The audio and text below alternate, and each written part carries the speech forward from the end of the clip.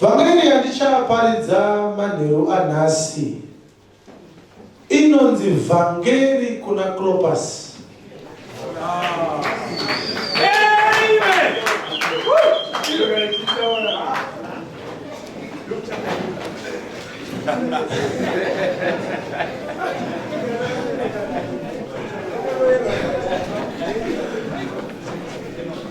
Inonzi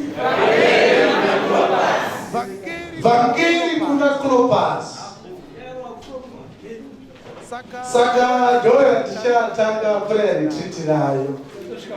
Dora chikakuvhirika unongoti vhangeri kuna Kiro. Luke chapter 24.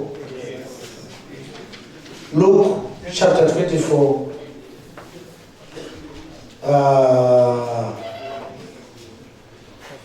Regai titangire pavesi ya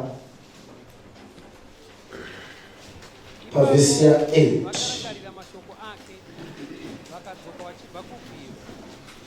Ipapo vakarangarira mashoko ake vakadzoka vachibva kubwiro vakaudza vane 11 navamwe vose zvinhu izvozvo zvose vaiva Maria Magadharena naJohana naMaria mai vaJames navamwe vakadzi vaiva navo. Vakandoudza vaapostoli izvozvo. Mashoko ava akaita soupenzi pavari vakasatenda. Saka ndichada kuti igozoverengwa yese takamira kana uine makumbo chimwe chechikonzero zvawakapiwa makumbo nacho mwana Mwari kumira chaiko.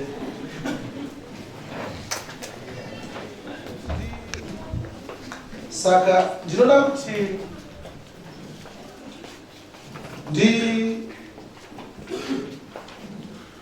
nditsanangure vhesi 9 ne10 ndozoita kuti riverengwe zvaro rese kusvika pavhesi yandiri kuda. Asi uchaona kuti Maria Magadharena naJohana naMaria amai vaJames, varume ava vari vatatu vari vana, Matthew, Mark naLuka naJohn, vachinyora vhangeri yaKristu, maitikiro akaita kuti tigozoponeswa Ishe auya ari munyama.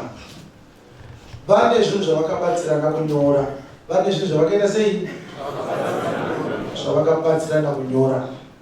Manyerero avaiita akanga ine zvikonzero zvitatu. Chikonzero chekutanga ndiri Jesu wakaiswa kwatiri senzou. Ndiri kushandisa mufananidzo wenzou kuti ndiyo mhuka inofamba pamusoro pevhu yakakura kudarika dzimwe, kunyange zvazvo iri duku dunhu the greatest mammal, the largest mammal under the sun.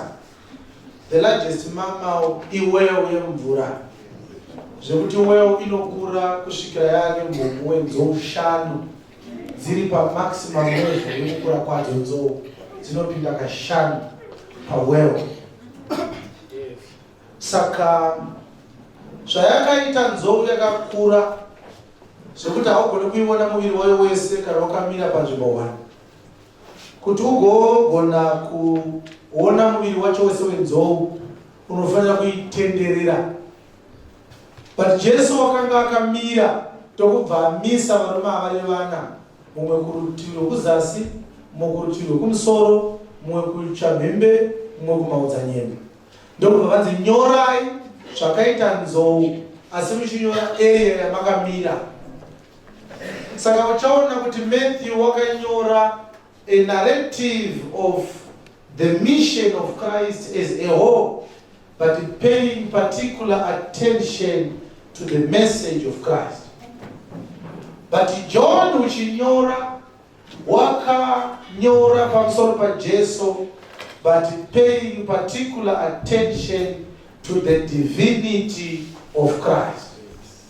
Luka achinyora wakanyora pamusoro paJesu, but paying particular attention to the humanity of Christ.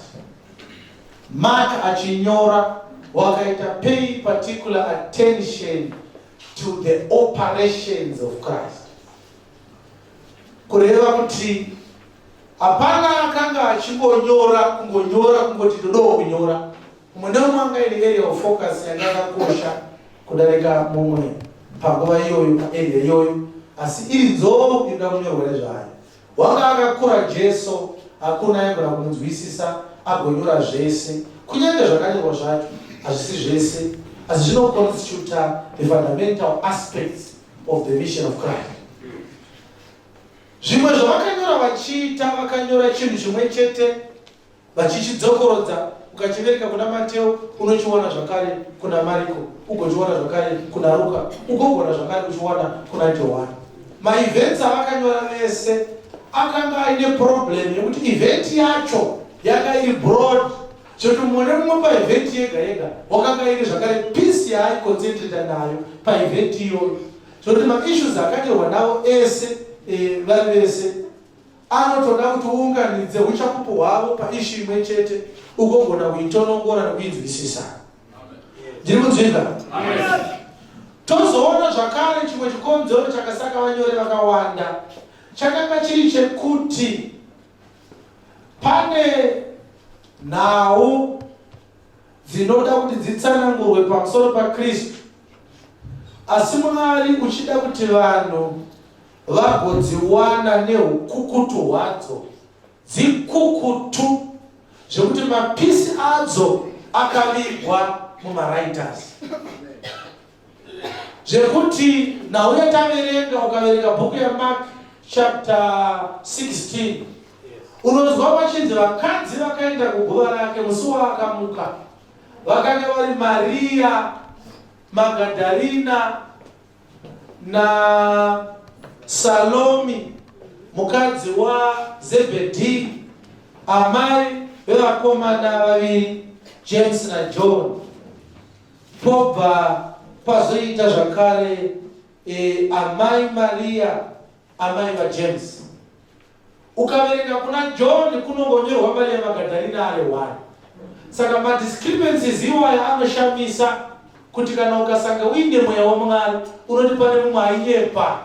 Izvo hapana ainyepa, asi mumwe nemumwe ane udzamu hwaakanga anzi agoviga mune zvaakataura, zvigovigwa zvimwe nemumwe mune zvaasina kutaura. Saka tikatarisa Mark tinoona kuti vakadzi vaakataura ndiMary Magadharina, amai Maria, amai vaJames na Salomi, amai vevakomana vaviri vadzidzi vaJesu. Haana kutaura nhau yaJohana. Johana haamo mutsananguro ya Mariko, asi urimo mutsananguro ya Luka. Johana ndiani? Wakanga ari mukadzi wemurume ainzi Chuza, wakanga ari musenzi waHerodhe, wakanga ari gavhena wenzvimbo yainzi iyo Tiberias. Ainzi was a tetrarch of Tiberias. Tiberias yakanga iri province yainge iri yeGariria, ndo kwaigara Jesu achishumira ari. Kwese kwaaifamba achiparidza aitofamba achibva kuGalilee. Galilee was a province asi yaizikanwa nemazita maviri, Galilee kana kuti Tiberias. Saka kuNazareta yakanga iri sezvakaita location yekuwadzana inowanikwa muprovince yaHarare. Saka inenge ichinzi waigara Nazareta reGarirea. Wakanga atenda shoko raJesu Johana, zvekuti nhau iyi yakatotaurwawo pachapter 8 yaLuka. Chinozosaka Johana achinyora nhau imwe chete asi yevakadzi vese ava agonyora yaMaria Magadharina, inhau yekuti ndiye akanga achengeteswa, nhau yekuti Kristu ndiMwari. Nhau iyoyo inobuda bedzi pana Maria Magadharina aibude pavakadzi vamwe vese ava. Saka kureva kuti tikashandisa varume vari vatatu tinoona kuti vakadzi ava vanga vari vangani? Vanga vari 4. Kwaiti Maria Magadharina, mai Maria, mai vaJames, Salomi na Johana. Asi hapana akavanyora vari 4 vakadai. Ko iye anonzi Mai Maria amai vaJames ndiani? Ndivo amai vaJesu panyama. Vati vari kunyora vakuziva kuti Maria haana kuzvara Jesu. Maria akazvara tabhenekari yaigara Jesu.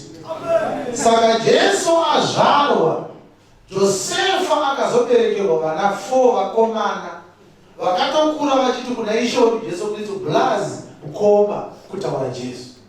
Waiteedzana naJesu ndi James, kuchiuya murume ainzi Simon, kuchiuya murume ainzi Joseph, kozouya murume anonzi Jude. James ndiye akanyora tsamba yataverenga manje. Wakanga asiri James muapostora. James muapostora haana bhuku raakanyora, akafa paActs chapter 12. Akanyora bhuku yaJude, ndiye zvakare gotwe pavakomana. Saka vakanga vakuziva kuti haasi mwana waMai Maria, ndosaka vasina kuti naMai Maria amai vake. Vakanyora vaRuka vachiti kudii? Takidzai pavhesi 9 Luka 24. Tichangoiverenga takamira, togara pasi tozoivedzenga. Vhangeri kuna Cleopas. Ipapo vakarangarira mashoko ake. Ndo vakadzi vari kurehwa vakarangarira mashoko ake. Ukaiverenga Luka 24 inotanga ichitaura masvikiro avakaita paguva nezvavakaita pavakataura naye. Inotozotaura mazita avo kwakupedzisira. Kusiyana nemanyorwa yake tibona Johani. Johani achinyora nobhatanga naMaria Magadharena. Mark achinyora anotanga naMaria Magadharena. Asi Luka achinyora akangotanga kuti vakasvika kubva kwake. Kutendo kutozodzi ndavadani. Yes. Vakadzoka vachibva kubwiro vakaudza vane 11 navamwe vose zvinhu izvozvo zvose. Yes, vakataura kuti Jesu amuka, wataura nesu. Regai tingonzwa mashoko akataura Jesu kwavari, tingade kuanzwa nekuti Jesu haana kungomuka bedzi, kune mashoko aakataura. Verse 7. Kuti mwanakomana womunhu unofanira kuiswa mumaoko avanhu vakaipa, aroverwe pamuchinjikwa agomuka nezuva retatu. Iyi yakanga iri vhangeri kutaurwa naJesu mungirozi dzakataura navo. Yes. Ipapo vakarangarira mashoko ake, vakadzoka vachibva kubwiro vakaudza vane 11 navamwe vose zvinhu izvozvo zvose. Saka vakadzi ava vakazoti, tinoona vaapostoli 11 Judas wananga. Ndokuno vataura tatarisa mugwiro taona musina munhu asi taona vatumwa 2 mwakagara kumusoro mwakagara kutsoka. Saka azotaura tinoisa hamu amuka sezvaakareva kuti achazomuka ende notaura vaapostoli. Saka vanapita vakataura kuti ndozvataudzwa ndozvataona. Yes. Vaiva Maria Magadharena naJohana naMaria mai vaJames navamwe vakadzi vaiva navo. Yes. Vakandoudza vaapostoli izvozvo. Mashoko ava akaita soupenzi kwavari vakasaatenda. Vaapostoli vachinzwa kuti Jesu haama mugova make ari kunzi amuka, taona ngirozi 2, imwe yakagara kumusoro imwe kumakumbo, vakati mashoko eupenzi. Yes. Zvino Petro akasimuka akamhanyira kubwiro, akakotama akaona micheka iri yoga, ndokudzoka kumba kwake ashamiswa nezvakanga zvaitwa. Pazuva irero vamwe vaviri vavo vakanga vachienda kumusha wainzi Emmaus, wakanga uri kure neJerusarema masitadhi ane 16. Vakanga vachitaurirana pamusoro pezvinhu zvose zvakanga zvaitika. Vaitotaurawo nhau iyoyi. Zvino nokuti zvaasimo mugova make saka aende. Yes. Zvino vakati vachitaurirana nokubvunzana, Jesu amene akaswedera akafamba navo. Asi meso avo vakanga abatwa vakasamuziva. Saka Jesu akavhara maziso avo. Hapana kunyorwa kuti ndiye akaavhara, but ndiye akaavhara. Akati kwavari, haasi Satani akavhara maziso avo, ndiye. Kureva kuti akatanga avavhara ndokuzotaura navo. Yes. Akati kwavari, mashoko amunotaurirana pamusoro pawo muchifamba ndeeiko? Vakamira vaine shuva.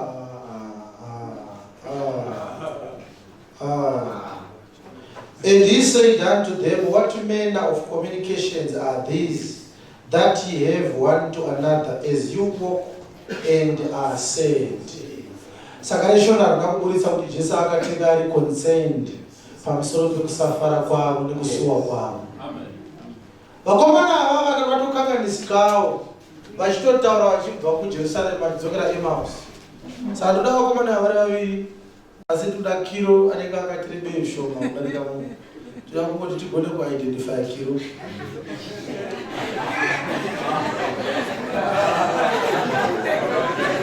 Koma tendea uyai. Uye muri pane. Atokuma waizi vanyanya. Vakapinde pana Clopas, vakatopinda pana Goliath.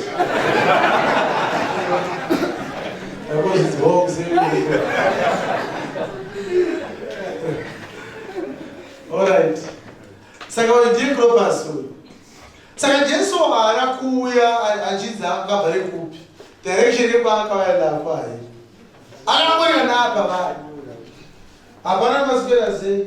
Ndei kana kuti sharp hapana. Mashoko amunotaura ndeiko? Amunotaura pamune kufamba kwenyu. Ende mukuratidza futi kuti muri makagumbuka. Iyo setup yega inokutaura kuti zvazvisina kumira mushe. Hakuna munhu anofanira kungojoinira hukure vanhu asina kutanga pamusoro. Zvokuti vanhu vanoda Jesu ane hunhu handizati vakamuona kupi. Jesu haana hunhu, ane humwari. Alright. Saka vakapindura vachiti kudini? Varume ava vakagumbuka uchaona manje. Mumwe wavo wainzi Cleopas akapindura akati kwaari, ko ndiwoga ugere kuJerusarema somutorwa usingazivi zvakaitwamo mazuva ano here? Kiro akagumbuka zvokuti akati ndoda kuidaira. Zvikati ndiwe wega here uri kutorwa muJerusarema usingazivi zvakaitika mazuva anaya? Uri munhu warudzii usingazivi chakatiguburisa? Hapana hunhu futi pana Clopas. Semunhu akagumbuka zvinonzwika. Yes. Akati kwavari, zvinyiko? Zvikanzi naJesu zvakaitika muJerusarema mazuva zviri. Vakomana mubvunzo ngaurege kuuya kwauri. Vakomana ava musakangana. Vabva kuEmmaus vanzwa kuti pane zvaitika Jerusarema. Vakasvikako vakanozviona. Chokwadi mugomaka hamuna munhu. Ndokubva vataura nevakadzi vacho muchainzwa testimony yake. Aiziva kuti vakadzi vava vaenda vana Maria nana Johana vati vamushaya vakaona ngirozi. Saka chiri kutinetsa ndechekuti chii chaitika kwaari. Ndonhau yaari kupopotera. Pari zvino Clopas akutodzoka kuEmmaus, haana chaawana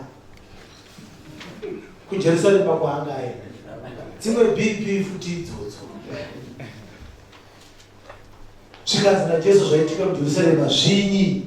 Vakati kwaari, zvaJesu weNazareta waiva muprofita une simba pabasa napamashoko pamberi paMwari napavanhu vose.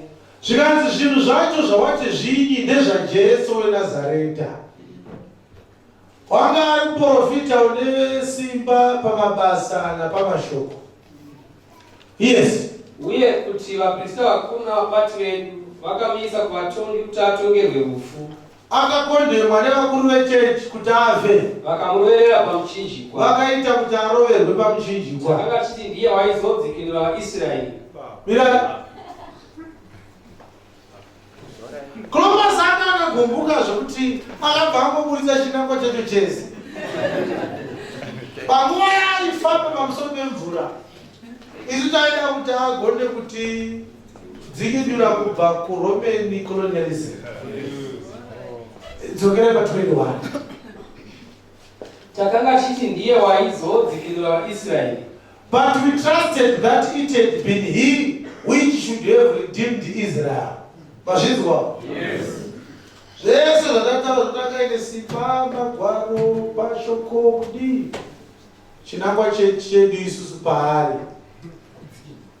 Taida kuti tigone kuwanawo flag yedu isimuke mudenga pomurudzwa yaKesari. Yes. Uye pamusoro paizvozvo zvose nhasi rava zuva retatu pamusoro pekumuuraya kwavakaita zvane 3 days zaitika. uyezve vamwe vakadzi vokwedu vakanga vafumira kubwiro vakatishamisa, nokuti vakati vachishayiwa muviri wake vakauya vachiti vaona chiratidzo chavatuma vaiti mupenyu. Zvino vamwe vaiva nesu vakadzi ava vaona chiratidzo, vakadzi havana kuona. Munogona kupatsanira zvinhu zvaonekwa nezvinhu zvaratidzwa. Vakadzi vakanga vati vaona vision here, vakadzi vakatotaona girozi. Clopas ndiye akanamata kusvikira kuti no girozi anodziona pamwe mutransfer naJohana. Girozi ndeiona kuri iwo mori girozi Johana ndisadaiona. Vakadzi ava vakaona girozi vaona chiratidzo chegirozi. Yes. Zvino vamwe vaiva nesu vakaenda kubwiro vakandozviwana sezvavakareva vakadzi. Handiti moro ndavana ndevanani? Ndavana Peter handiti? Yes. Asi iye havana kumuona. Yes. Zvino iye akati kwavari, imi mapenzi, mune moyo inonoka kutenda zvose zvakaiwa navaprofita. Ko Kristu akanga asingafaniri kutambudzika saizvozvo agopinda pakubwinya kwake. Ipapo akatanga kuna Mozisi navaprofita vose akavadudzira zvakanyorwa pamusoro pake mumagwaro ose. Zvino vakaswedera kumusha kwavakanga vachienda. Tokorodza verse 27. Ipapo akatanga kuna Mozisi. Akatanga ndiani? Yesu. Navaprofita vose. Akatanga kuparidza ndiani pavhangeri? Imbinga. Parwendo urwu rwekuEmausi akatanga kuparidza ndiani? Zvakanaka here kuti Kiro atange kuparidza?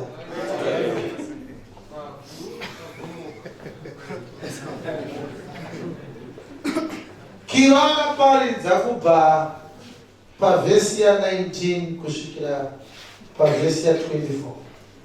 Apedza zvinonzi mapenzi. Ndoba ndinofunga kuti Kiro akangotanga kupenda bhatikira ndikutamwaira. Ndofunga kwaunobva kunawo. Haungati wajoinira hurukuro yausinei nayo. Wotanga futi kuti vanhu muri mapenzi. Ndakuratidza. But now yakakontrolewa. But aipusha zvese. Remember, vakomana vakavharwa vakazisa. Yes. Havana chavanongoziva. Right. Kunyatsofunga unotitukirei kana tarasikatira navamwe. Tikuzoera kumba. Ivo havana kuvanomweri. Kana wabhuye kana nezvatataura. Katiparadza nei. Vakadzi mapenzi handiti.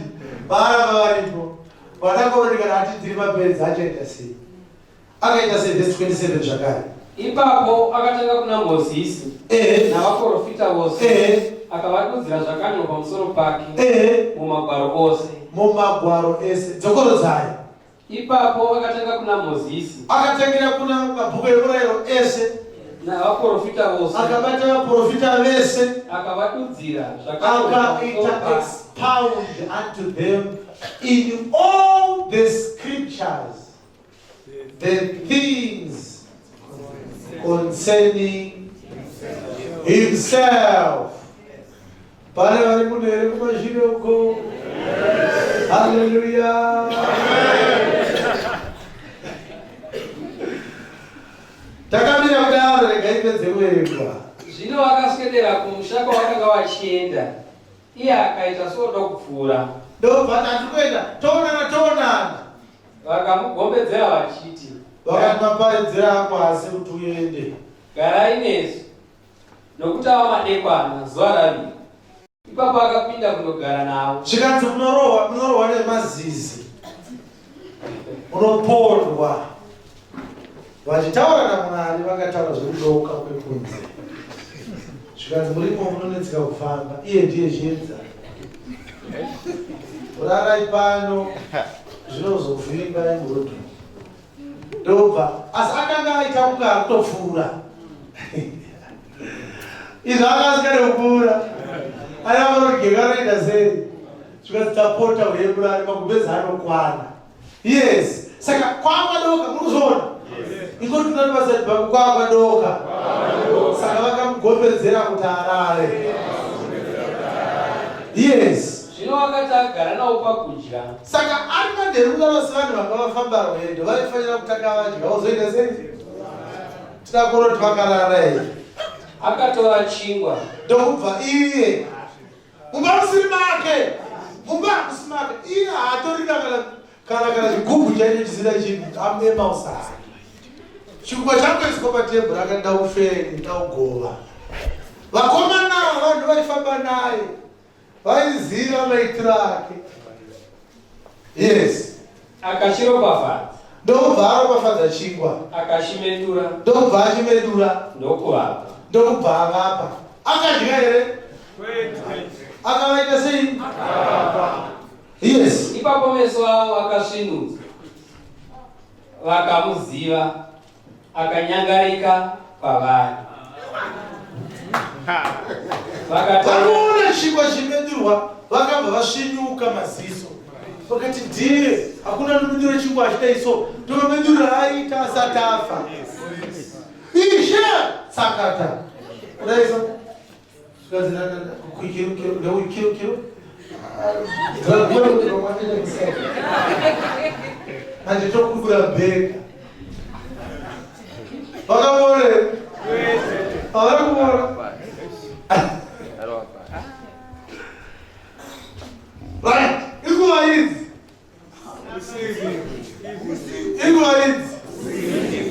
usiku hadii chinzwai kuti zvakafamba sei. vakataurirana vachiti vasa vatu futi ko mwoyo yedu yakanga isingapisi mukati medu achitaura nesu munzira nokuti zarurira magwaro edu. Vakasimuka nenguva iyo vakadzokera Jerusarema.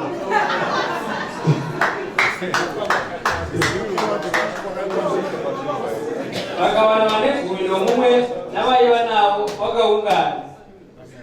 Ivo vakati, Ishe wamuka zvirokwazvo, waonekwa na Simoni. Vakarondedzera zvakaitika munzira uye kuti wakazikanwa navo sei pakumedura chingwa.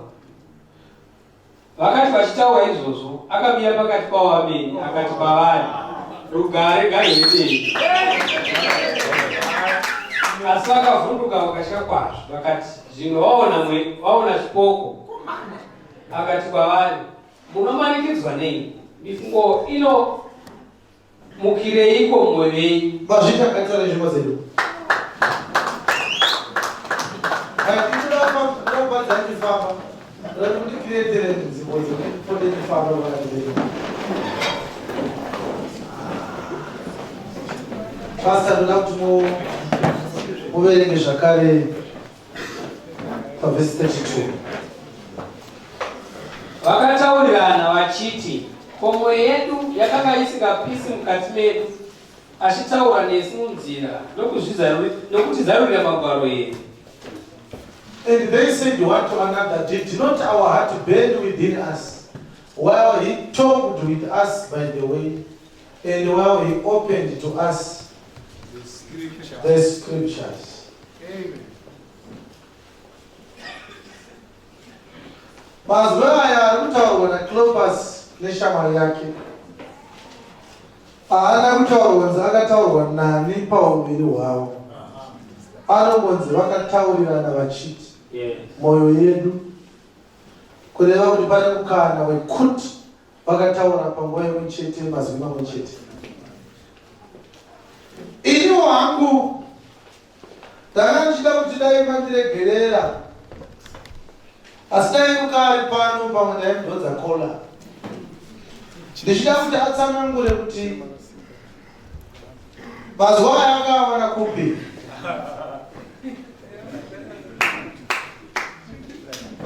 Mazuva anonzi vakataurirana vachiti mwoyo yedu yanga isingapise nei paanga achitaura kwatiri achivhura magwaro. Mazwi aya akataurwa pakati paCleopas nehama yake. Ruka anga asipo, akatendeuka mazuva mazhinji kwazvo zvinhu izvi zvaitika.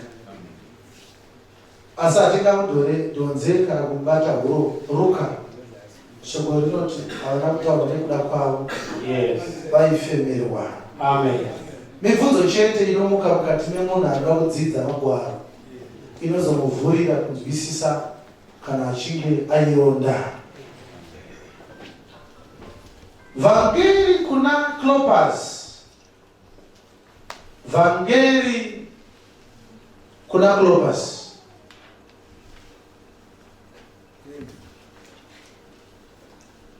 Valikani mashoko ari kutaurwa pakati paClopas nehama yake Jesu atsakatika pakati pavo.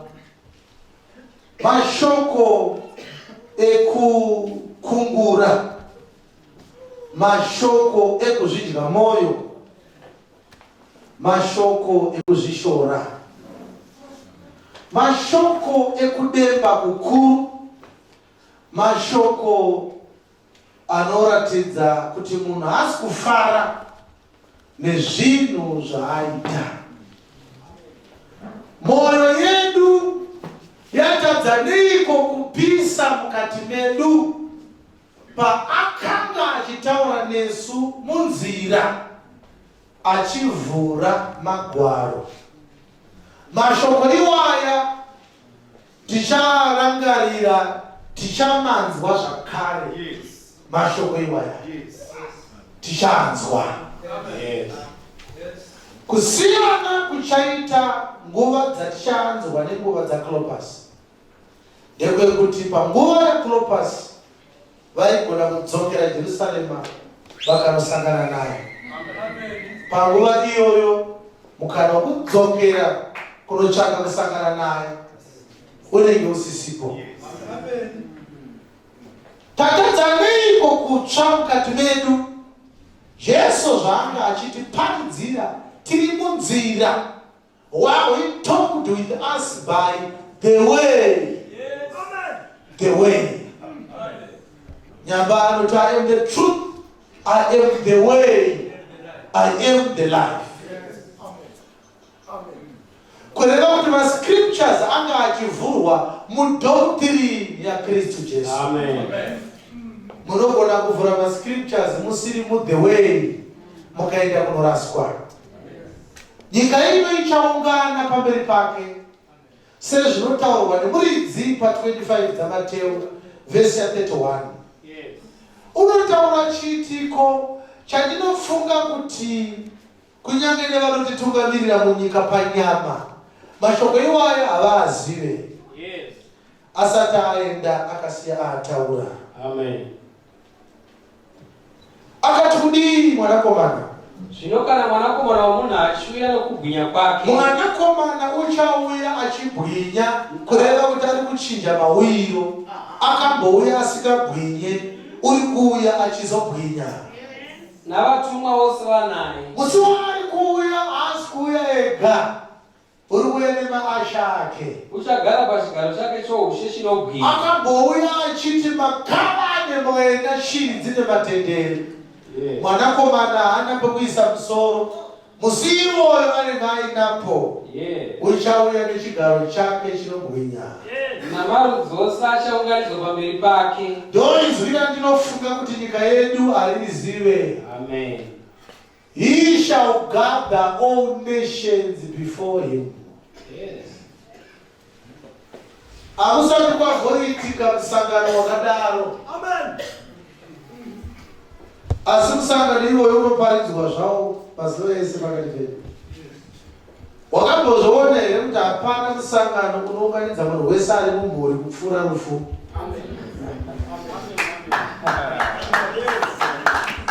Chakaone kuite roko. Kunozone vamwe vanotaura kuti hatiri busy. Asi kukafiwa. Death is the only conference that is the honor of a big attendance. Amen. Amen. Ukaona vanhu vawandisa parufu. Yes. Pachi parufu. Parufu vanhu vanokuunganira. So tinongosha mukavarova kudzokera futi. uya wakabhuya kuba kwangu uikana baba webazimero kodoreva nokubvunza kuti pamba pavo ndepapi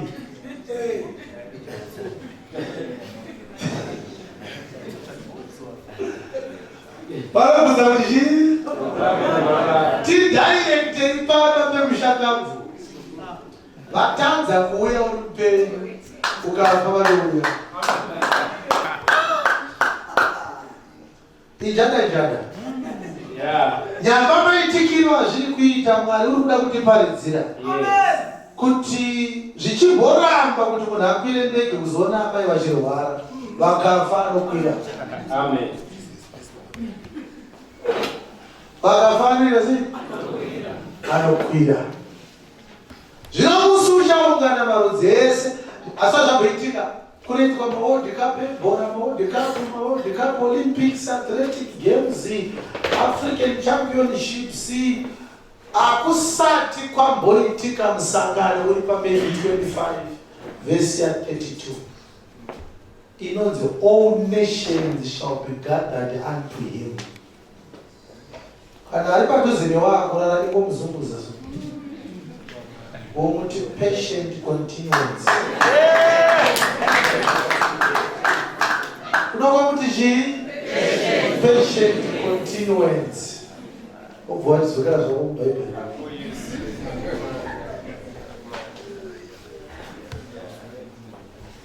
marudzi ese achaungana pamberi pake. Atizive kuti zvichaitika sei nekuti vanhu vemuafrica vakwane muSouth Africa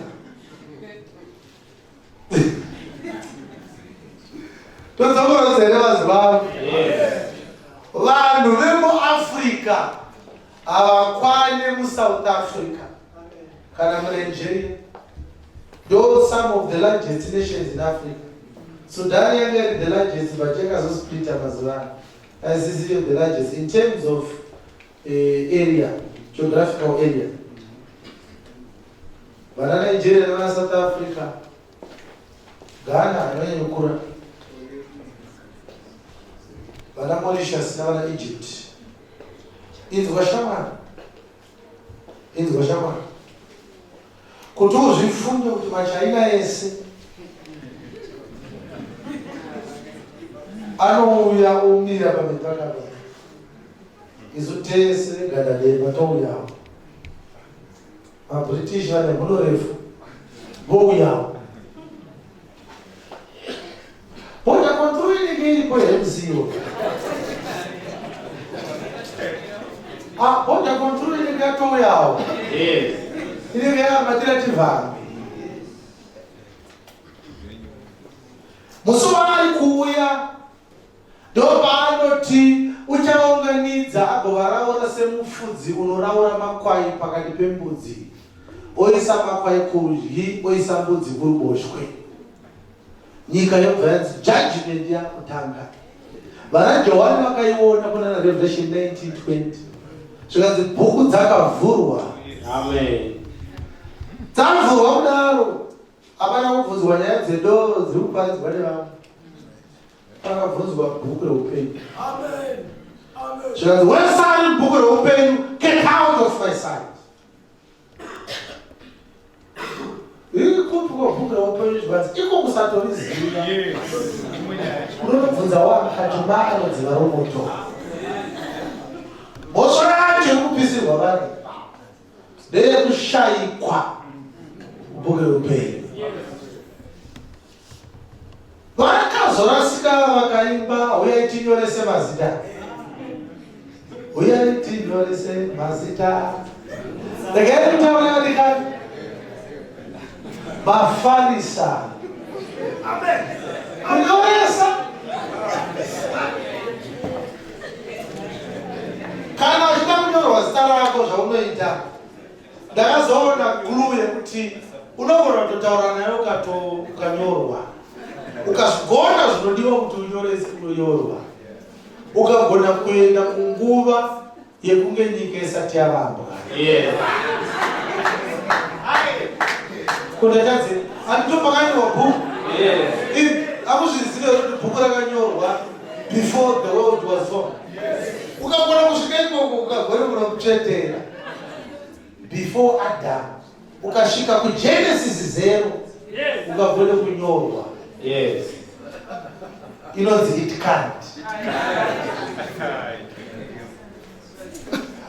Nguva iyoyo ari kuuya inonzi navana Pauro zuva guru rashe rinotyisa. Vanhu vaakunzi right endai kwamainoitira mabasa enyu. Handina kana kutombokuzivai. Ndonguva ichataurwa mazwi ana Clopas. Moyo yedu yakarega kupisa nei. Amen. Achitaura kwatiri. Achivhura magwaro.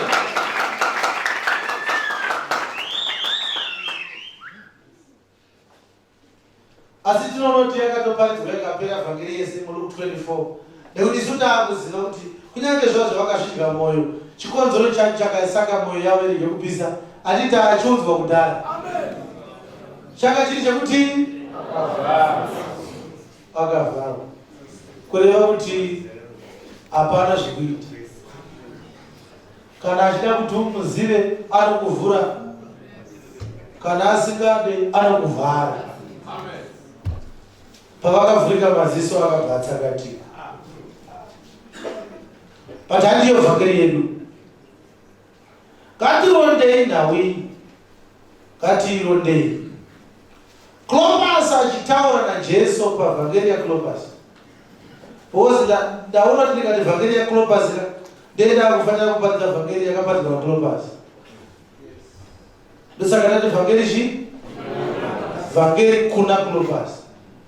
Maona kusiyana kwazvakaita? Ava muri kubvumira zvise zvese.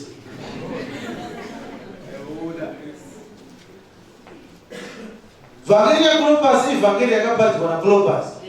Vhangeri kuna Clopas ivhangeri yakaparidzirwa Clopas naJesu. Saka vhangeri inonzi vhangeri kuna Clopas, hainzi vhangeri yaClopas. YaClopas mashanga.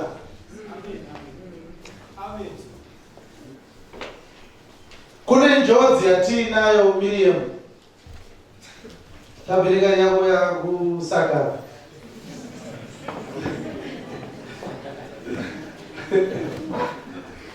Clopas haasi munyowani pana Jesu sezvakaita vazhinji vedu. Akanga afa pana Jesu pa3 years haaiparedzana. Ndobva Jesu afa, Clopas anga ariko, kwakaroherwa Jesu, Clopas anga ariko. Ndobva Jesu ashayikwa kuguva pake zuva rechitatu raakamuka.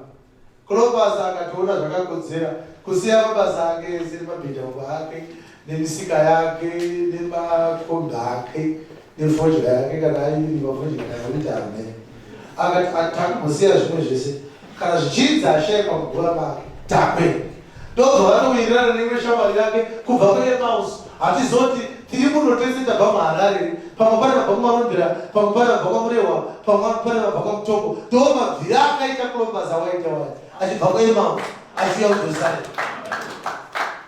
Asvika kuJerusarema haasiri akatanga kusvika kuguva. Testimony yaClopas inoratidza kuti haana kusvika kuguva raJesu, asi akanzwa. Yes. Akanzwa vakadzi. Vana Maria navana Johana pavakaudza vana Peter kuti tasangana nengirozi yataamuka, Clopas anga aripo. Yes. Kuti muone kumhanya kwacho kwaakaita kuti anga asvika nguva yekuJerusarema achibva kupi? kuEmausi. Ndobva kuti anotaona ngirozi dzakagara kumatombo mumusoro mumakumbo kwakavigwa Jesu, paridzati Jesu amuka. Saka ndozvataona hatina kumuona Jesu. Alright, John ndiye akazotsara kuti Peter naJohn vakazomhanya. Peter ndobva azopinda, John ndozopinda, ndobva azotenda, ndobva vadzokera. Maria Magadharena ndiye akazotaurwa naye chichi zvakataurwa naJohn izvozvo. Alright, zvinoratidza kuti pakatopetwa dare. Saka todi pakaonekwa kuti hapana zvekuita. Jesu akaroverwa ashakwa muguva make, vakadzi vari kutanza amuka.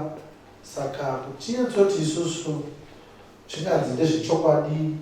Vana Peter ndovanzi vakatoti vachizvinzwa kuti pane ngirozi dzaonekwa, vakati they loved them to scorn. Zvikanzi ipai Maria Magadharena maheu, unofunga inzara. Maria wanangirozi, Maria wanangirozi ndiko mari. Parapita vana kuti tisu zvidhara zvacho. Kana Jesu akaenda kuti ngirozi dzionekwe, angadai adedza isu. Kuti vana Johana vakatendoka manje. Izvo ndo paunoirasa. Kana iri ndau yekuzaruriwa, kunozaruriwa waanoda. Uye akauya kugara. Haleluya. Vakomana ndokubva vaita dare vakaona kuti hapana chokuita, ashaikwa ari kudzamuka, ngirozi dzaonekwa hadzina kuonekwa ivision kuti haisi taakudzokera Emmaus. Ndo yavakanga vakagumbukira vachidhisikasa kuti kwaidzo ngirozi dzadiwo kuuya kune vamwe. Dzagotaura nevakadzi bedzi, vakadzi vanofanira kuti vakanyarara kuti kuna vakadzi nevakadzi. Uku kwakuda kubuild the case kuti nawe vakava vachinyatsofara iyei. Saka vanhu vakafara vakati ukataura nezvaJesu anouya sezvakaitwa navana Cleopas. Mawira akaita atingati pane chakanaka chakabuda. Amen. Right, Jesu ndobva asvika. Vakomana munotaura nezvei? Uri kunyowani here zvikanzi zvisiyana nezveunyowani hwangu. Imbotaura nezvakaitika kuJerusarema. Cleopas akati iwe shamwari wanyatsogona kutaura, ini ndine some homiletics dzandakawanda. Plus pandakazoita psychology and exegetical analysis of Deuteronomical legalistic structures. Iona usipo. Mukomana uyo ari kuratidza kuti zvakaitika muJerusarema hazvizive. Ikaiti mitaure ini. Cleopas ndokubva akata Bhaibheri ndokubva atanga kurova.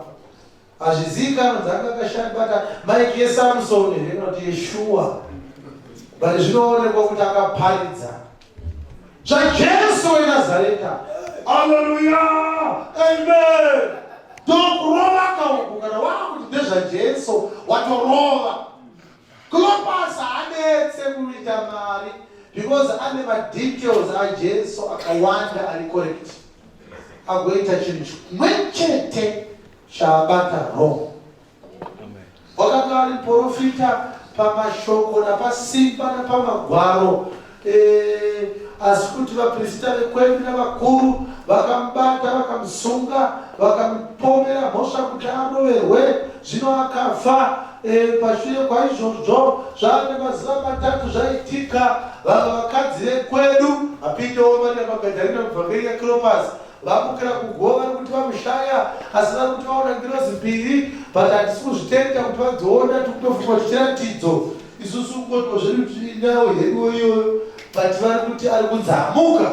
Asi isu takanga tichiti ndiye uchatisunungura pakudzvanyirirwa kwedu navaRoma.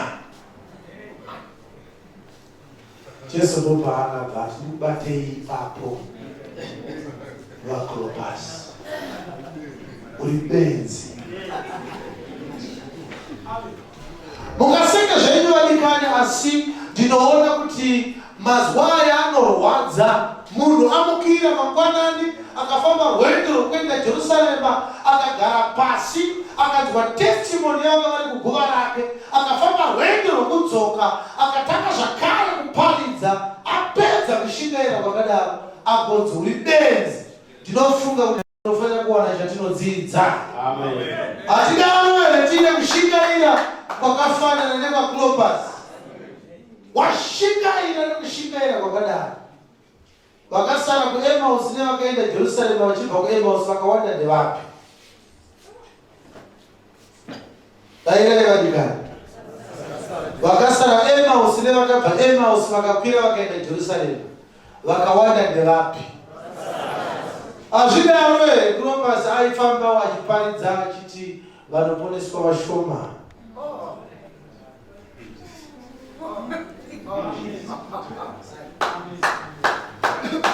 Tiri kusanangurwa tisu genda Jesu wacho wozoti uri benzi. Amen. Iwe uchiti tiri vashoma tinopinda denga. Hatinaro here tine kushingaira kwakafanana nekwaCleopas, kuchazoti kana iye auya achangoti uri benzi. Hallelujah. Amen. Mwari ngakubatsire manirwana. Iwe nemumwe wako muri mapenzi munononoka kutenda zvese zvakarehwa nevaprofita. You fools and slow of heart to understand all that was spoken by the prophets. Ought not Christ to have suffered these things and to enter into his glory? Zvimwe zvese wagona chawakundikana kuziva ndechekuti zvese zvakarehwa navaprofita zvaitaura pamusoro pake kuti waifanira kuti atambudzike agomuka kuvakafu. Yes. Ivonikani munonditaurira kuti 3 years uri pana Jesu unobva pokusikazive kuti magwaro ese anotaura nezvake. Clopas uri mudzidzi werudzi. Fools, slow of understanding all that the prophets said, that Christ should suffer and to enter into his glory.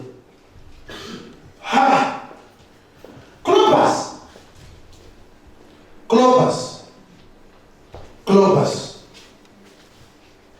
Ini ndiri kushuvira kuti Mwari zviri nani kuti andibvise pana Jesu pane kuti ndigogarapo nezuva rekuuya kwake agonditi you are a fool. Yes. Zvinogona kuitika kuti unotevera Jesu ugosvika pakutaura nevakadzi vekwedu, ugosvika pakuudzwa nezvengirozi dzanga dziri muguva make, ugosvika pakutaura pamusoro pesimba rake nemagwaro, asi wosara uri palevel yekuti uri benzi. Amen. Vangani panyika ino vari kuvhura magwaro pamaTV vachirekodha malive broadcast programs vachitaura zvakawanda saClopas pamusoro paJesu, asi vachisara vachinzi fools. Hallelujah. Amen.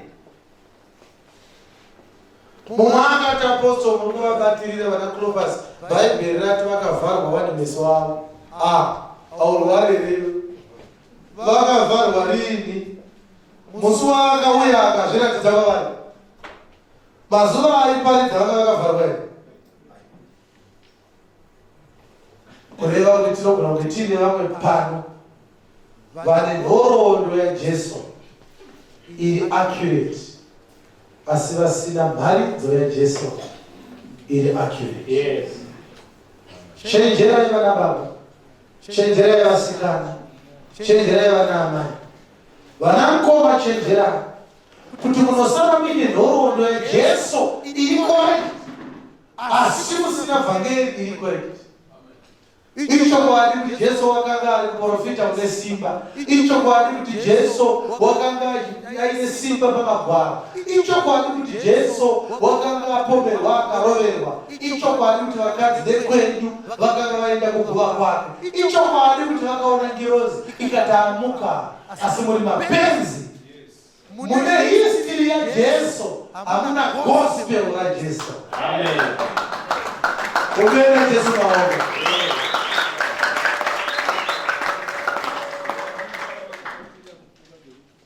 Theology history yavainayo. Revelation igospel yatinayo. Ukatanga kupinda mutheology unodzidza kuti usvike palevel yaClopas. You are learning to become a fool. Yes. Ipa baba potene yapambirwa ichitanga kukwata ona ichitanga kusimudza uvhu so bichana kusvikira yakunyatsokwata. Chiverenga verse 27. Saka musati maiverenga ndingade kuti ndiroverere chipikiri panhau yekuti anga asina doctrine, anga asina gospel Clopas, anga aine history. Gospel ranga riri rekuti Kristu waifanira kutambudzika kuti agokudzwa, iye anga asina. But tinozoda kuziva kuti chakakushayisa gospel riri correct, iye aine history iri correct. Chii? Tobva taona objective. Taifunga kuti ndiye uchatidzikinura isu vaIsraeri. Ukauya kuna Jesu uine objective, unopedzesera wane history na Jesu, usina relationship na Jesu. Unosara uine documentary. Hallelujah. Auya kuna Jesu uine agenda. Unotouya kuna Jesu kuzowana agenda. Amen. Agenda unotoipiwa na Jesu wake. Ukauya uine agenda, hauponeswe. Amen. Jesu ndopanozo pavhesi ya 27. Maridzo kuna Cleopas. Yes. Ipapo akatanga kuna Mozisi. Jesu akatanga pa Genesis chapter 1 verse 1. Na vaprofita vose. Akabata vaprofita vese. Akavadudzira zvakanyorwa pamusoro pake. Akavadudzira zvakanyorwa pamusoro pake. Mumagwaro ose. Mumavhesi ese. Pamusoro ematheologians. Munotaura muchiti Bhaibheri rine maprophecies aKristu. Rine mamwe maprophecies aKristu. Mamwe magwaro ane zviprofita zvaKristu. Mune nhoroondo yaJesu, hamuna vhangeri yaJesu. Amen. According to scripture, haasi mamwe mavhesi anotaura pamusoro paJesu. According to scripture, all the scriptures, they talk about Jesus Christ. Hallelujah. Ukaona mumakura ingoguma wokuti patient continuance. Ukaona dzaku kukurira simuka kana kumbobuda panze orohwe nemhepo. Vakashata kuti urare Mwari achitaura kwauri. Hallelujah. Tokorodza verse 27. Ipapo akatanga kuna Mozisi. Akatanga kumagwaro emurayiro. Navaprofita vose. Akabata vaprofita vese. Akavadudzira zvakanyorwa pamusoro pake. Mumagwaro ose. Tokorodzai. Ipapo akatanga kuna Mozisi. Yes. Navaprofita vose. Yes. Akavadudzira zvakanyorwa pamusoro pake mumagwaro ose. Mwari ngaandibatsire.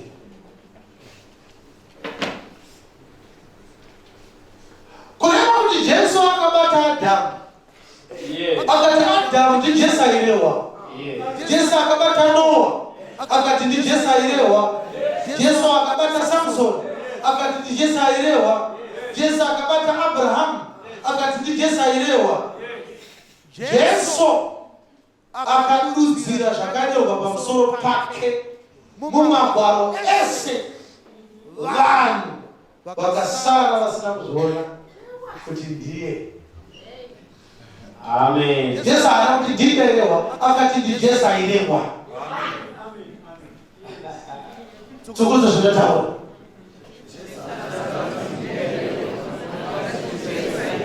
Saka Jesu aiparidza acho uri kuna Cleopas. Uri kuna Cleopas mfano paya panonzi Abraham akazocheuka akaona gwai paya. Ndi Jesu airewa ivo paya. Cleopas kuti chobanichona.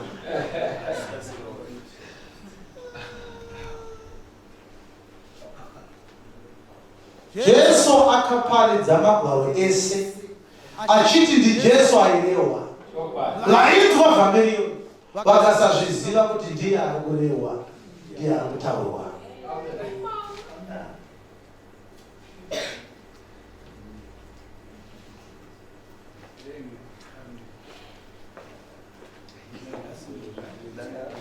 Kureva kuti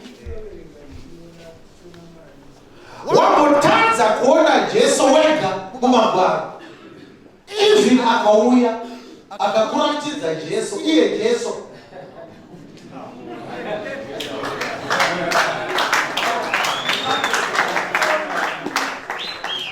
Ama kufuera kwakadai kunorwadza, Clopas achiverenga ega nekuzivisa kwake ega akanga akundikana kuona kuti magwaro anotaura nezvaJesu. Jesu ndobva uya ndobva azvipuruva kuti magwaro anotaura nezvaJesu. Clopas ndobva atadza kumuziva, akati kunyi chii pakumedura chingwa ndopavakazoti iye akati manonoka. Amen. Chingwa chaanga amedura chaachisiri chakazowanikwa mumbai, chakava chiri chingwa cheupenyu. Chaakanga vamedurira kubva paakatanga kutaura navo kusvikira vachisvika Emmaus, vakanga vatadza kuziva nacho.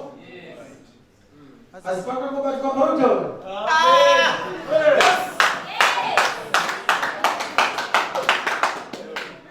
pakangobatwa chii, vakabva vati ndiani, akabva ataura navo here, akati vanhu vakadai hatigare navo.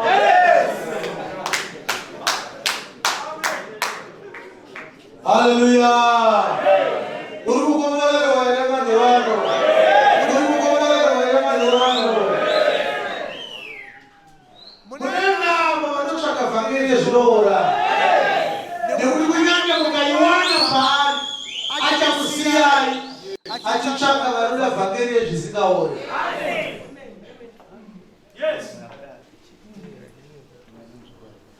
Handiti wakatsvaka munhu waukaona kuti uyu mumwe ndinoshanda naye uyu kushe chaanoenda, but kwaari kuenda haasi kuudzwa zvaJesu, ari kuudzwa zvekusunungurwa kwavaIsraeri. Ndobva watora magwaro ndotanga kumuratidza, uri kuona Jesu ari kurewa, uri kuona Jesu ari kurewa.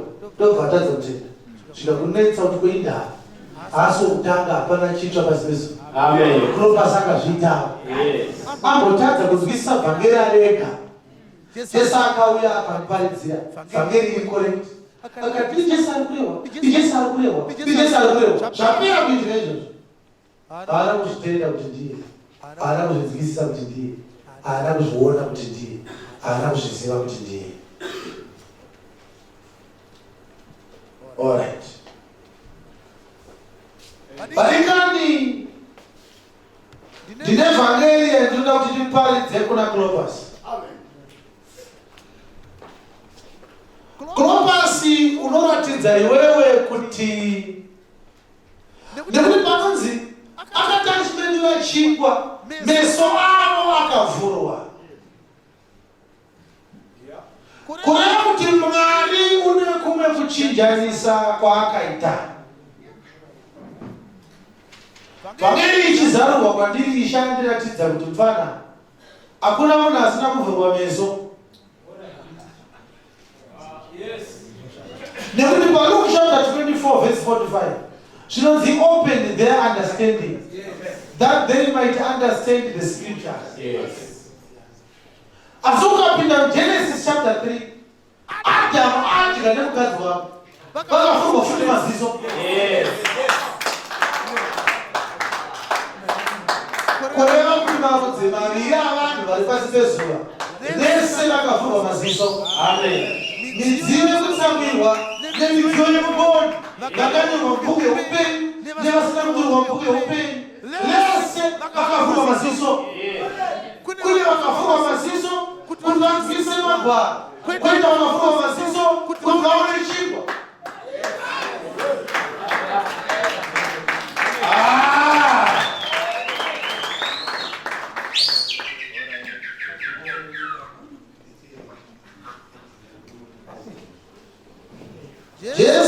aende kunoparidzira Clopas. Akatanga avhara maziso ake before atanga kuparidza. Jesu apedza kuparidza akusiya vanhu vari muzvinoora. Chingwa chaakapa vanhu paJohn chapter 6 vakazotsvaka mangwana acho vachichida. Akati musashandira zvinoora, shandirai zvisingaori, zvinogara kuupenyu husingaperi. Apedza kuparidza vhangeri upenyu husingaperi, ndopaakavhura maziso aClopas. Amen. Kuti anzwei aone chingwa. Tichiverenga magwaro kudai, isu vamwe tinoona mwanakomana. Tinoti tichitarisa nechiso chisina kufukidzirwa, tinoona kubwinya kwashe semachiona. Tinobva tashandurwa tichifanana nemufananidzo uyu. Ishe ndimweya pane mweya unoari pane Solomoni. Takavhurwa maziso tiri kuona Jesu kuti waifanira kutambudzika agogwinya agokudzwa. On the contrary, abi edu makavhurwa maziso kuti mukatarisa magwaro muone Nobels neProton neBekazini. Wakavhurirwawo maziso kuti uone imulikani.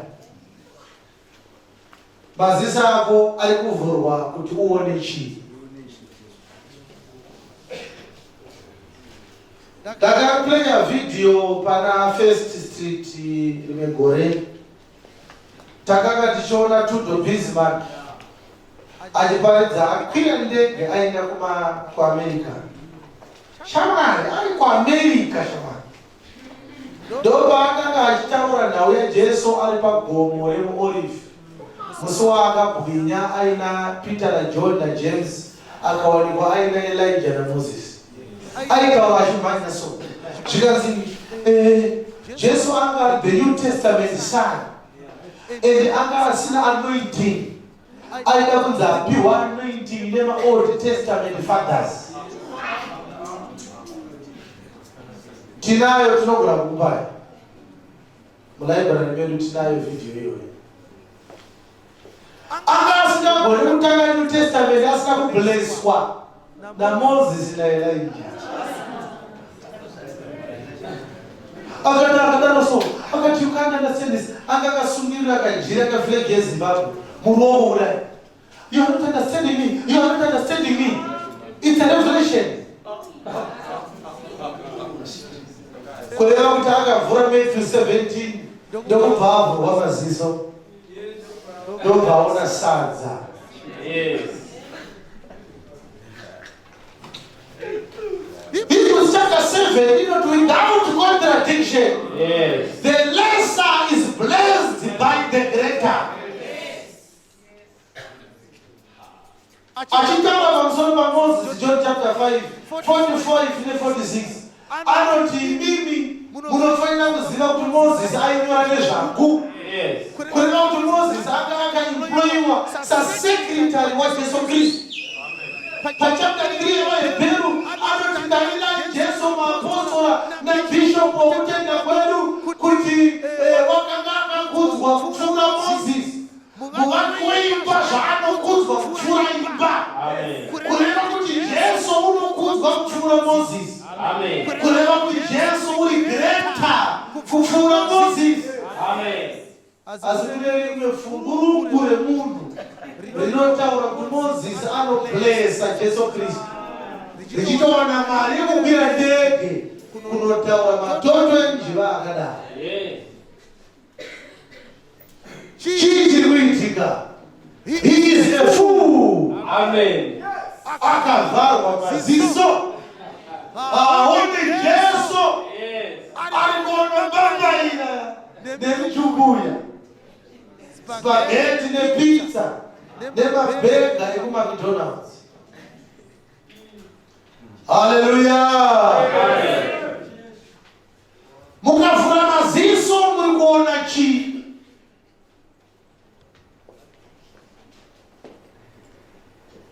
Hallelujah. Muri kuona mukoma Makavura mazise. Takazona chingwa yanga aenda. Vangeli kuna Clopas ngatisimuke.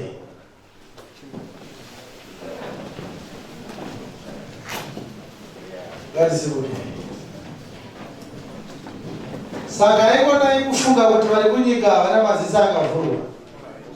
Vanawo vakasvinuka. Saka Gideoni wakanga kwenda kundorwa navaMidhiani. Ndobva atakura 10,000 or so masoldiers. Ndobva zvanzi naMwari vanhu vako vakawandisa. Ukakunda kuhondo unozofunga kuti wakunda nekuda kwekuwanda kwavanhu. Saka ndoita sei? Ndopanonzi akanzi enda kumvura. Kana wasvika parwizi raira kuti varwi vako vanwe mvura. Iwe ingotarisa bedzi vachinwa. Vanonwa nerurimi ngavabva vadzokera kumba. Kuri kudiwa vanonwa namaoko so. Vachiisa mvura vachiisa mukanwa so. Nanhasi Joshua aziva kuti zvinorevei. Ndiyo vhangeri yandakusimudzira manheru ano. Amen. Nekuti Mwari unoratidza kuti haana kuda kuti vhangeri yakaparidzwa Clopas irekodwe. Wakatanga kuna Mozisi navaprofita vose akavadudzira pachena zvakanyorwa pamusoro pake mumagwaro ese. Amen. Mubvunzo ndewekuti makaitiriko vhangeri yakanaka kudaro naIshe? Unozobereke yakadeberwa kuti akabata Genesis chapter 1 akataura pamusoro pemvura yakakavha nyika yese, akaratidza kuti ndiyairehwa. Akabata Genesis chapter 2 akataura pamusoro pemhuka neshiri zvakazosikwa, akabudisa pachena kuti ndiyairehwa. Akaenda paGenesis chapter 3 akataura nezvaAdhamu ari mugadheni, akabudisa pachena kuti ndiyairehwa. Tingadai tisipo pano nhasi. Yes. Kungadai kusina nidhi yekududzira magwaro. Amen. Kungadai kusina chikonzero vanhu vachiwana muparidzi. Chopa. Hauna kuzoona here kuti vhangeri yakaparidzirwa Clopas haina kunyorwa. Yes. Yakangonzi akavaparidzira kubva kuna Mozisi kusvikira kuvaprofita vose, akavadudzira pachena mumagwaro ese kuti zvakanga zvakanyorwa pamusoro pake. Yes. Gideon achida kunorwisa vaMidhiani akanga anzi naMwari, "You are a mighty man of valor." VaMidhiani vakanga vaine mumwe wavo akanga arota chibhanzi chimbedu chechingwa chichikunguruka chinoputsa misasa yavo. Korero kuti Jesu paakatsanangurira Clopas pamusoro paGideoni akaratidza Clopas kuti Gideoni waitaura nezvake. Amen. Akati, iwe ndinozi unotaura sei kuti ndiri a mighty man of valor? Hauzivi here kuti ndinobva kurudzi rwaManase rudiki kwazvo paimba yaIsraeri? Imo mumba maManase macho baba wangu mudiki futi, mumba wangu weindini ndiri mudiki futi. Unotaura kuti ndiri murume woumhare, ini ndichipurire waiti pachisviniro chewaiti. Uko haraka wandiri kuita. Yes. Zvikadzi naJesu Clopas wakanga rwere pamusoro pachapter 8 inoti zvino munhu chiiko zvamunomufunga? Amen. Mwanakomana wemunhu chii zvamunomushanyira? Makamuita mudiki zvishoma kuvatumwa. Amen. Clopas unokanganwa sei kuti achiparidza nyika akanyora akati wabhetereme Efrata uri kudiki kwazvo pazviuru zvaJudha zvina mazana. Udiki hwaGideoni kuuya kwangu ndiri munyamakiro kuti ndizoponesa vanhu vangu. Pachisviniro pandaipurira pakanga pari pamurayiro pandakaita 30 years ndiri. Iri tinere vhangeri. Aukanganwe Gideon. Iwe Clopas kuti akarayirwa kuti atore nzombe pamombe dzababa vake Joash aende kunoputsa atari yaBhaari akanga hakuna batwa naIsraeri. Uri kukanganwa here Clopas kuti Joshua Gideon haana kunzi atsvake bhuku akanzi atore pamombe dzababa vake. Kondo yandiri kutaura akapa 10:5 dzavaHebheru Clopas. Ndichiti chibayiro nechipo makazviramba makatigadzirira muviri wakagadzirirwa ndiro bhuru rababa vake Gideon akatora kuti andoputsa atari yaBhaari.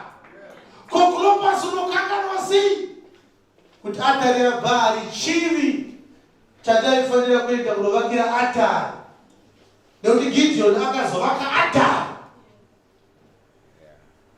akaitumidza kuti Jehovha Shalom. Amen. Kureva kuti yakanga iri atari yerugare. Vafamily of God akataurirana akati Shalom Shalom. Havana kuziva kuti Shalom iatari yaGideon. Yakaita zvinongedzera vanhu kuti 10 dzavaHebheru. Inonzi tine atari isingabvumidzwe kudyiwa nevanoshumira tabhenekari. Nekuti mitumbi imwe neimwe yezvipfuwo zvakabayirwa ropa razvo panzvimbo tsvene nekwezviviri inopiswa kunze kweguta. Saizvozvo Jesu wakatambudzika kunze kwesuo apedza kuvaka atari nemombe yaBaba akaenda kurwizi akati hatiende kuhondo tikagone hedu kuketaputsa atari but pane nhau yekuenda kuhondo nekuti kana tabva paKalvari takuenda kuhondo. Pandiri kuenda kunoparidza shoko raMwari ndiri kuenda kuhondo.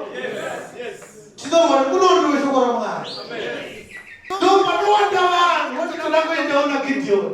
Gideon anozina Mwari aitoda kuzvidetsa Gideon.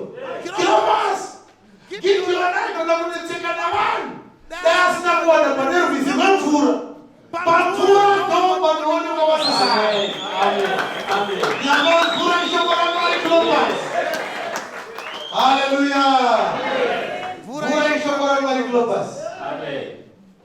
Pamvura ndo paida kuonekwa vakavhurwa maziso nevakavhurwa maziso kuti vaparare.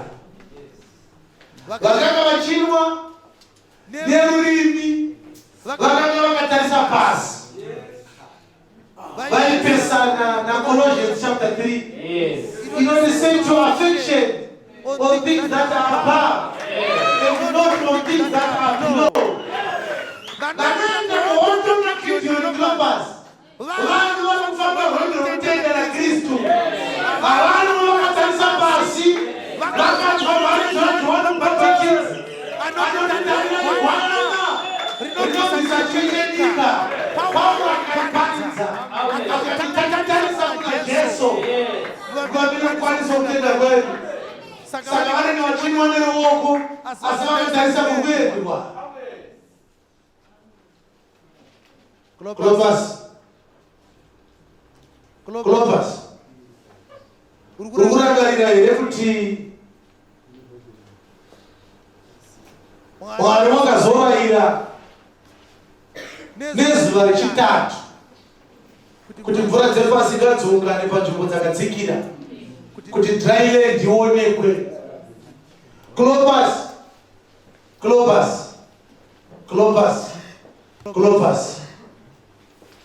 hausi kuzviona here kuti mvura dzepasi hadziungane kana Ishe asina kurayira. Ko mvura dzepasi ibvamberi yaAntikristu kana yeClopas inotome yarayirwa kuti iende kunzvimbo dzakadzikira. Nyamba nzvimbo dzakadzikira vanhu vasiri kuponeswa. Dry land iri kuti ngaionekwe. Ndo yakaprofita Isaya 53 zvikadzoka mberi pamberi pake semukira nyoro panzvimbo yakaoma. Hallelujah. Clopas hausi kuona here kuti nzvimbo yakaoma yaonekwa pakazorayirwa kuti pamere a tree yielding seed whose fruit is in itself, whose fruit is after its own kind. Komutiwo Clopas waiti ndiani? Kwa titi tiri muzambiringa unobereka chibereko chiri mukati mawo. Kweka ndakati wari garai mandiri. Hakuna ndavi rinobereka chibereko kana risiri pamuti. Kunoti muti unobereka ugoita mbeu iri mukati mawo. Kureva kuti hakuna anowana righteousness ndiyo mbeu yaMwari kana asiri mukati memuti unonzi Kristu.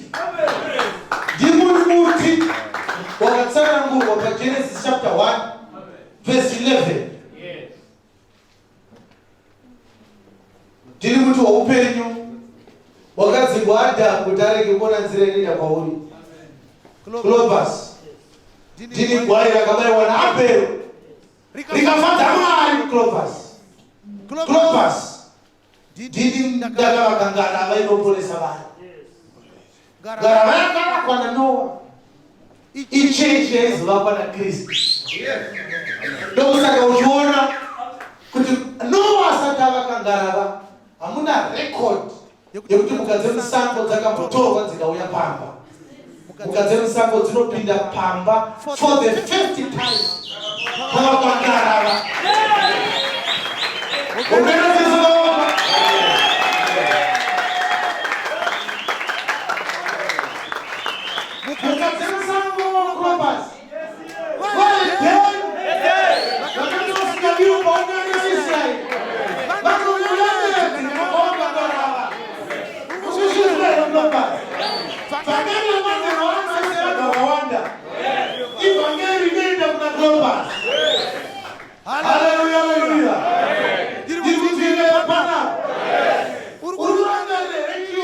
Kuti Genesis 12 for Abraham akatozonzi asimuke abve munyika yakakurira achienda munyika yaizopiwa naMwari ive nhaka yake.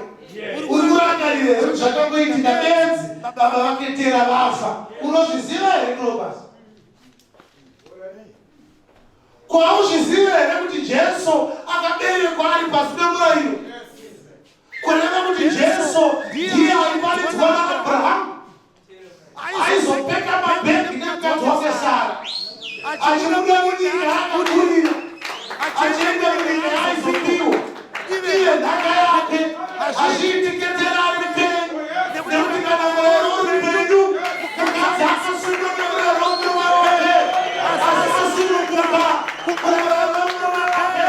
Kana murume akafa achachichisewe amaona nemurume kana murume akafa saizvozvoiri mabakaramo vakafa kumurayiro kuti muonune nemurume iye akamira kuvakafa.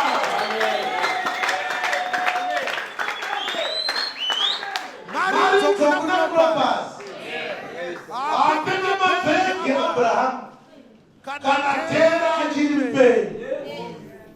Asi mfanakiro unarangarira kuti mukomana akazotakura Loti.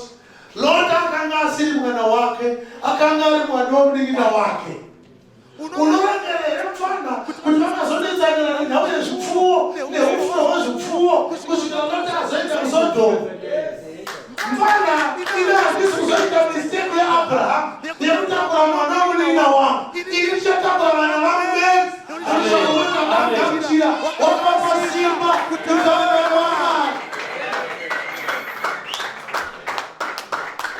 Kwauzviziva here kuti New Testament iri hombe kuOld Testament ne430 years.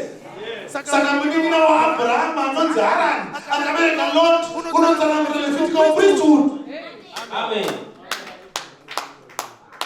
Kureva kuti vhangeri kana yakuparidzwa yenyasha musatapure vanhu vemurayiro.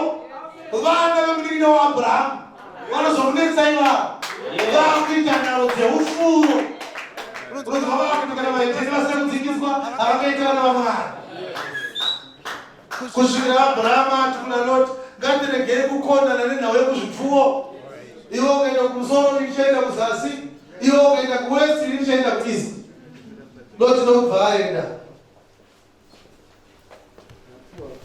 Clopas uri kurangarira here Jefta achinzi baba vake vakanga vaita girlfriend ndobva vamitisa girlfriend. Unozviziva here kuti vanin'ina nevakoma vaJefta vakamudzinga vachiti angazodya nhaka pamwe chete nesu kana vakafa.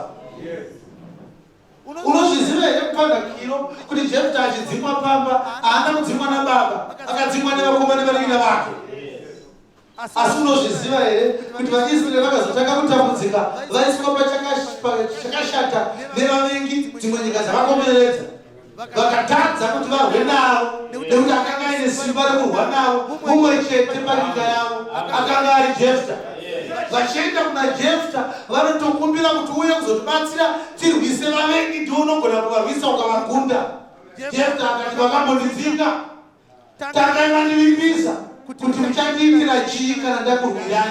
Ondoenei zvikanzi nevakoma vaJefta nevanin'ina vake, uchaita captain wedu, ugoita jaji wedu. Jefta akati achigara ichocho ndochida handei. Korukanganwa sei Cleopas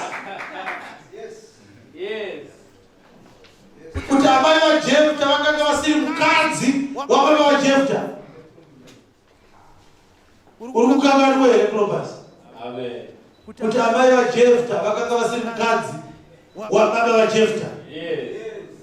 Uri kukanganwa here Cleopas kuti amai vaJefta vakanga vasiri mukadzi wababa vaJefta? Nekuti mukadzi wevamai icheche yake yakatenga nyumbani. Asi Jesu achizvarwa haana kuzvarwa neNew Testament, akazvarwa ari pasi pemwari. Murayiro waJehovha kubva 23 dzaisikie mwanangu munhu profita uti kwakanga kuine vasikana vaviri vakasikana vamai vamwe mwendiwo vakapinda paJerusarema zvifeve. Saka Jefta achiberekwa nechifeve ndiKristu ari kuzvarwa pasi pemurayiro. Ndingairewa Cleopas, ndingairewa kureva kuti vakatanga vadzinga Jefta ndobva aenda kunze kweguta, ndobva azodzoka apo vatungamiri. Kozvo zvakaitwa naCleopas handii ndakaroverwa here kudzinga guta? Pandinodzoka kana ndakamuka kwavakafa ndapiwa zita riri pamusoro pemazita ose yaaipa mutongi wenyika yose. Ndingairewa Cleopas.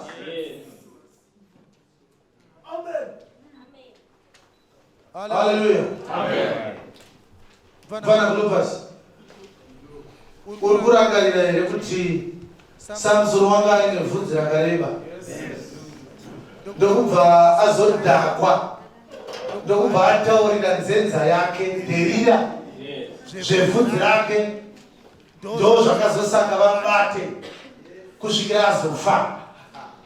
Cleopas otega beziva yebvudzi kadiwe tukutoparidza kuchecho kuti vanhu varege kudhakwa kusvikira vataura masecrets avo nzenza dzavo. Zvikanzi haisiriyo, ndingairehwa nebvudziyo. Uri kukanganwa kuti pakabatwa Samson akatushurwa maziso, vakazoita mutambo vachiita masports naye, akasungirwa papira. Magumo aSamson unoaziva here Cleopas kuti magwaro ekuti Samson akauraya vakawanda parufu rwake kupfuura ari mupenyu. Konzenza yaSamson yaakaudza zvesimba rake unokanganwa sei kuti vaIsraeri vakanga vachinzwa Jesu achiparidza vakaziva kuti simba rake riri kubvakeri yake. Kwandini zvakaparidzwa naJesu kuvaIsraeri ndozvakazoshamisa kuti vaenderera kuvaPirato vachiti akakanukutsa temberi agovaka namazuva matatu vachiti akadikirira naMwari vachiti akati ane simba rekuregera zvitatu.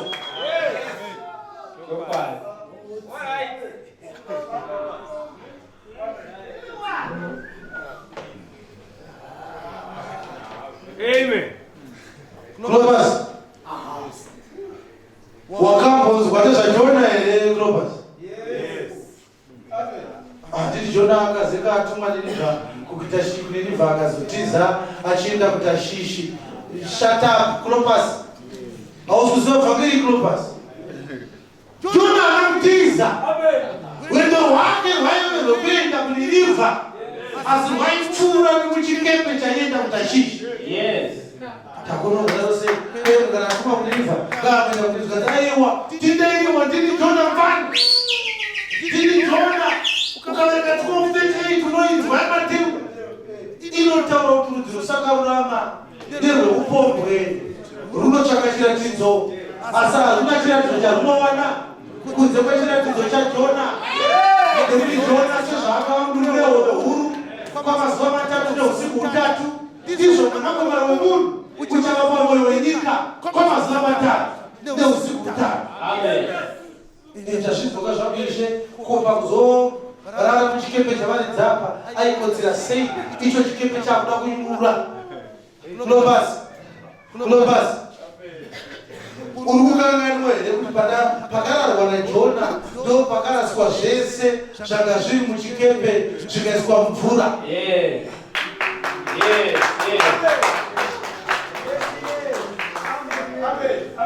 Ikabati Jona akaita zvakaipa kozi dai akasina kurara vanhu vakasingarasi zvinhu zvavo zvaenda kunotengesawo. Saka Jona akazomuka zvinhu zvatotengeswa toraswa zvese mujenya ukazokandwa kapaya Jona akabatwa nomujenya akati ndindine nyaya achibva kuzomukanda mvura. Kunopasimira ndikuudze uri kukanganwa here kuti vakomana vaienda kuTashishi vakaparadzana naJona achipinda mvura. Kuvakasiya vamukanda kamvura vachitofunga kuti ava zvikanzi kwaive kufunga kwavo ndokufunga kwavaIsraeri vakamurera vakatoti zvapera. Asi mufana Clopas ndoda kuti uzive kuti Jona chaakanga akwira chikepe chaenda kuTashishi chakanga chisiri chakutiza Mwari achienda kuTashishi achirega kuenda kuNinivha kwaakanga atumwa kuti aende.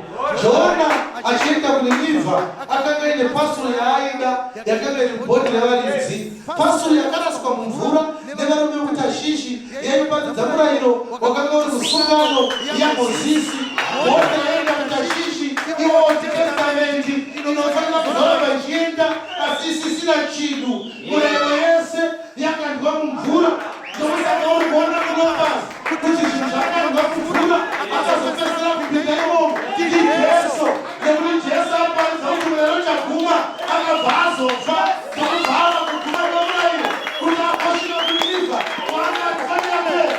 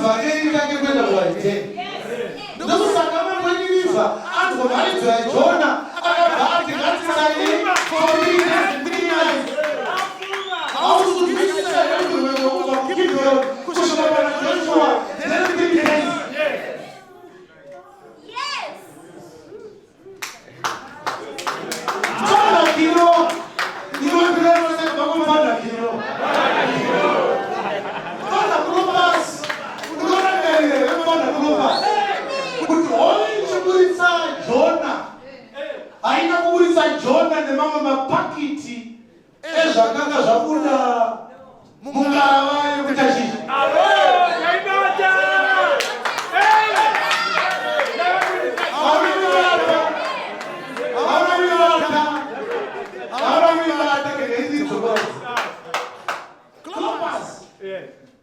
vanhu vekutashishi vane chikepe chavo vakatanga varasa zvinhu ndobva vazokanda Jona mumvura.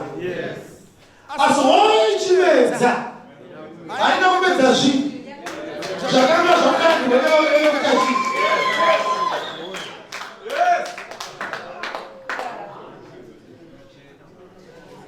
Gatende hove ndingani?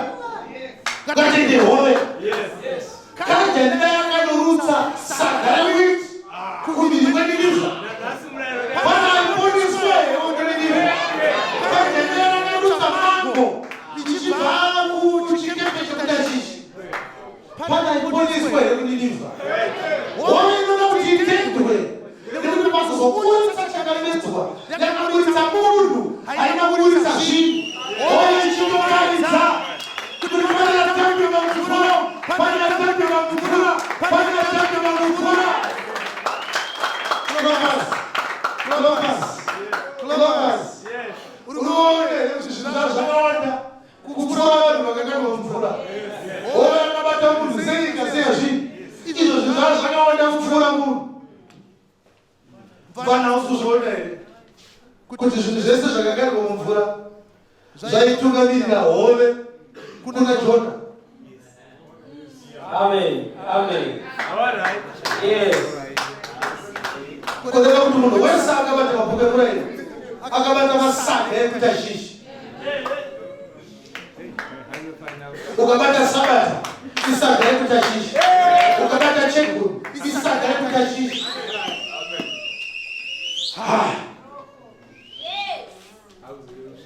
Saka pakumuka kwakafa kunongosara mwanakomana ndiye anosara achitopasara mazuva ane 40 neusiku na 40 kuti nyika ine iparadze. Ravhangeri renyasha raakuparidzwa muNew Testament, asi ichiparidzwa naJesu akanga atumwa kuNew Testament ndokuita kuti aramba zvaatumwa kwakumbonoberekerwa mumurayiro, kwakumboita 30 years akanyarara arimo kusvika nechikepe chemurayiro chatumirwa mhepo naMwari, kwakusimuka vari madhimoni erigioni, kwakusimuka vari kubuda ropa, kwakusimuka vari maperembudzi, kwakusimuka mapofu. Ko mhepo idzi dziri kuitei? Toda kumudza akarara kuti agotanga basa nekuti Ninevha igoponesa.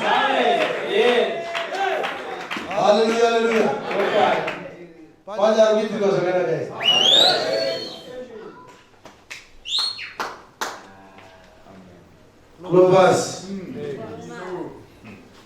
Clovers. Ndinairewa. Ndakaita kunzwisisa kuti chinosaka Bhaibheri riti kwanga kwadoka vakava kutodya chirayiro chamadekwana paanoziva kuti ndishe zvekuti kwadoka anokanganwa. Unotaka kupinda parwendo rwokuenda kunoparidza. Ndokusaka takamira manherano varikani takamheye tichitofungawo kuti kwadoka yasvika mwoyo kuti tiende kunorara. Vanhu vachiti nyika haina chainobatsirwa nacho, ngatingorarama tiri muzvivi tigofa, zvobva zvangorova zvakadaro. Asi musoro tinoziva kuti Magwaro anotaura zvemwanakomana waMwari. Tinowana simba rasamamagona kana vakarara vakanopinda parwendo runowa kukuita Jerusalemu kunotaurira variko. Vanhu vakasvikirwa vakaungana nekuti vakanga vasina chavakanga vawana kuti vataurirwe. Vamweni taaiziva Pita iwe inotaura zvekutambudzika kwemwanakomana waMwari. Ukaona uchinzwa usina simba rekutaura zvemwanakomana hausati wakuziva. Ukamuziva unofamba kunyange neusiku kuti vasanangurwa vagosangana nemagwaro aMwari. Ndokakasvika kuti ugorara nayo manheru ano. Tomasi paakaziva kuti it is the Lord akafamba rwendo rwokubva kuEmausi achienda kuJerusarema. Makanga musina vanhu here kuEmausi? Akavasiyirei? Vakavafuta akavasiyirei? Aida ndosangana newe kwake. vakanga vasinei nazvo, aitsvaka vasanangurwa. Kunotorine munhu ari kutendeuka manheru ano asiri munyika muno, achitendeutswa neshoko raMwari. Chigoshamisa kuti rapinda riini vhangeri muCanada richibva pano paHarare riine mumwe akarara Redvisebeni ari kutoigavaro zvinoda vasanangurwa, zvinoda vasanangurwa. Vhangeri kuna Clopas simudza roho rwako ndinamanje. Tinokutendai Jesu vakanaka vakarurama. Kana tisina kuvhurwa meso hatina chatinogona kuwana pamusoro penyu. Tinokutendai mavhura meso edu kwete kuti tione chingwa, asi tigoona kunzwisisa pamusoro pemwanakomana, tigomuona, tigomufarira, tigomuda, tigowadzana naye. Hakuna akaita semi Jesu. Tinokutendai neungano yanhasi yatakaungana pano kuti tinzwe kurayira kwenyu, tigorayira nyama irege kutikanganisa this patient continuance. Kunzwai Jesu nekusingaperi. Amen.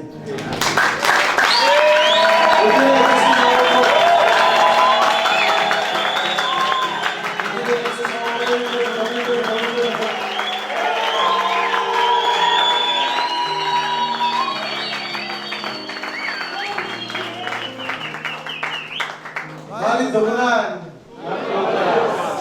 Kuna global.